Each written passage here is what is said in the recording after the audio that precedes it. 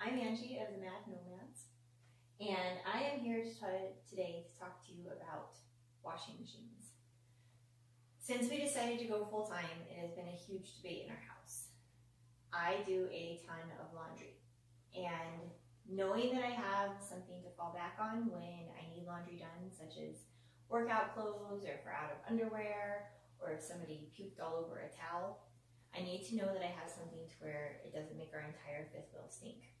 So, being that we are going to be in a fifth wheel, we know that we have a pin weight maximum, and we also know that we want to bring a lot of stuff with us.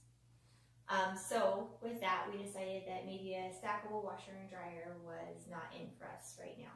So my husband, Rob, started looking online to figure out what our options may be. And what we've come up with is Costway. What this is a mini washer. It had amazing ratings on Amazon, and so we thought for $100, give it a try, see what happens. Basically what it is a washer on this side and a high-speed spinner on this side. They call it a dryer, but really it's a very, very high-speed spinner, and what it ends up doing is almost drying your clothes, but they're still damp when they come out. The other thing to be aware of when it comes out is if you have things like jeans or things that aren't really flexible in nature, it'll come out a little bit wrinkly, so you want to be prepared when it dries to either have a steamer or figure out some way to get it flattened out when you're hanging it to dry. So today what we would like to do is show you how to use this, what it's good for, what it can't do, and what it can do. I have a load of laundry right over here, and it just happens to be all the darks that we have left over. So what I'm going to do is I want to make sure that the setting here is on normal. If I have it on drain, all the water that I put in is going to end up coming out. So make sure your setting's on normal, and then you open this lid here and you put in your clothes. So this is one of the largest loads that we've done to date. And you can see obviously quite a bit could fit in there. What I would say is that if you have something really bulky, such as sheets or mattress pad covers or a comforter, it couldn't handle this. So you're still going to have to take those kinds of things to a laundromat if this is the route you choose to go in your fifth wheel.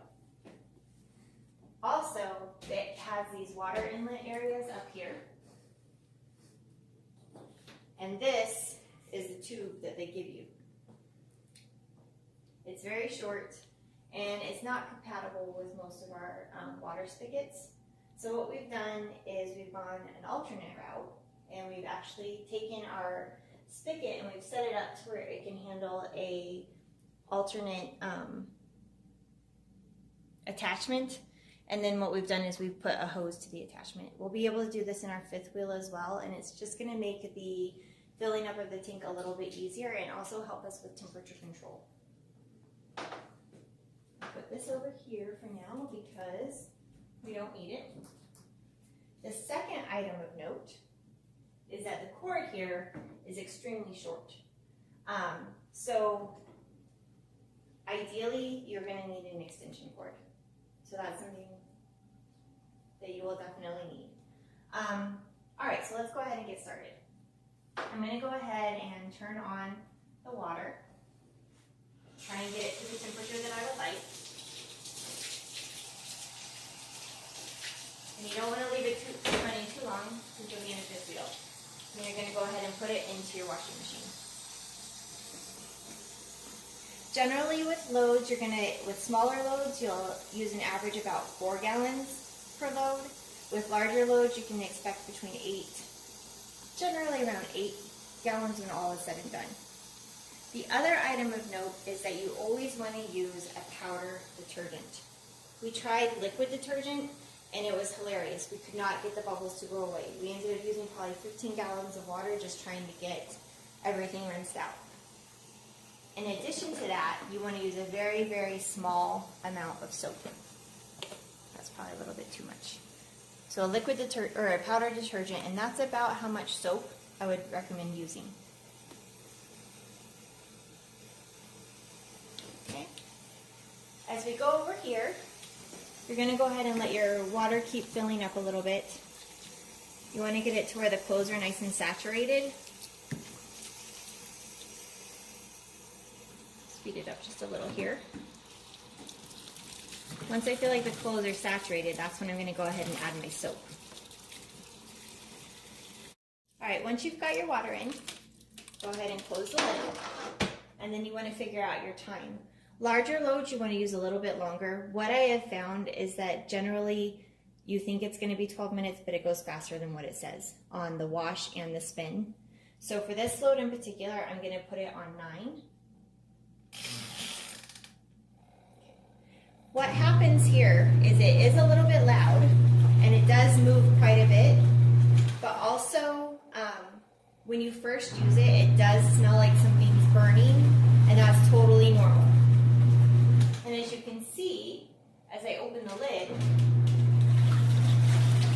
you can see it's working just like you would see an everyday household washing machine. And I would say, arguably, this works a little bit better than what I would even say our home washing machine does, because you can see how dirty it is. Alright, so we're going to go ahead and let this finish up its cycle, and we'll be right back. And it should be done now. As you can see, there's still a whole bunch of water in the tank. And it's some dirty water, as you can see. What I'm going to do is going to close the lid, and now what I have to do is set this from normal to drain. And what's going to happen is there's a drain on the side that's attached to the washing machine that it's all going to come out of. This is why it's so important to either have it outside or have it in a bathtub or a shower. Because this could be a big old mess, and the drain doesn't have a long tube. So you just need something that is easy access to export the water. We're going to go ahead and let that drain out. And now what we're going to do is our final rinse cycle. While that's draining, I'm going to go ahead and open up again. It should be drained here shortly. And then I'm going to go ahead and get my fabric softener together. For those of you who like to use fabric softener, this is the point in which you would add it. And again, I'm only going to do a little bit, because this is obviously not a full household size load. And this is about how much I'm putting in there. All right. So before I add that, I'm going to go ahead and start my water again. And what this is going to do is just get rid of any of that excess soap and let it come out the drain. Okay, once I feel like I've done that, and it's coming out the drain, now I'm going to go ahead and close this slightly and put it back on normal. And now it's going to start filling the tank again. What this is going to do is rinse out all of the excess soap. And this cycle, generally you can do a little bit shorter than your previous cycle, just because you've started your water on it, and you're also going to be able to add your fabric softener. And it's not like you're actually washing the clothes, you're just getting them rinsed out and getting your fabric softener in there. Regardless of whether or not you use fabric softener, you still want to do the rinse cycle, because that's the way you're going to make sure that all your soap's out. Okay, so we have finished our rinse cycle. Oops, sorry. I'm going to go ahead and select drain again. The water is going to come out of our drain. There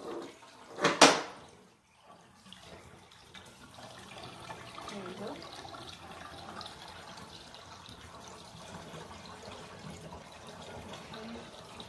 Actually goes pretty fast, which is pretty impressive.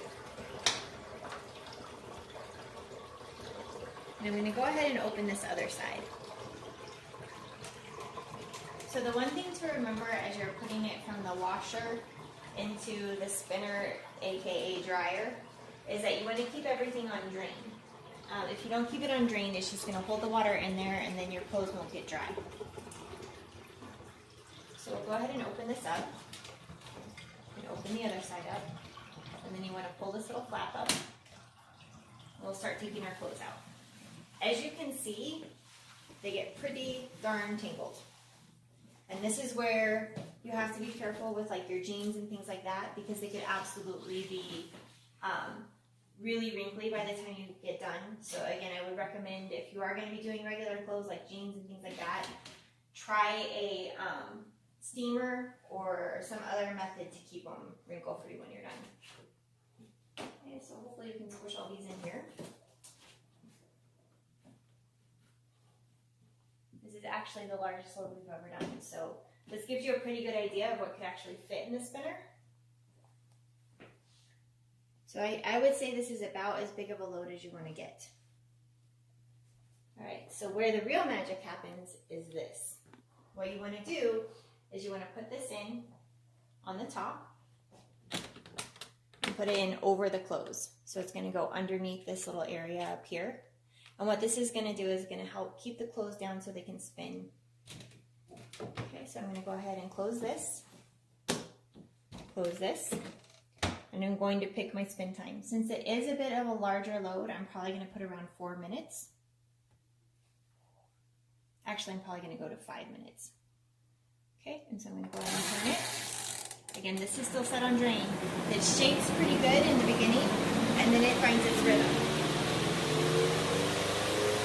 All right, so we are all done with our spinner. I'm going to go ahead and open it up.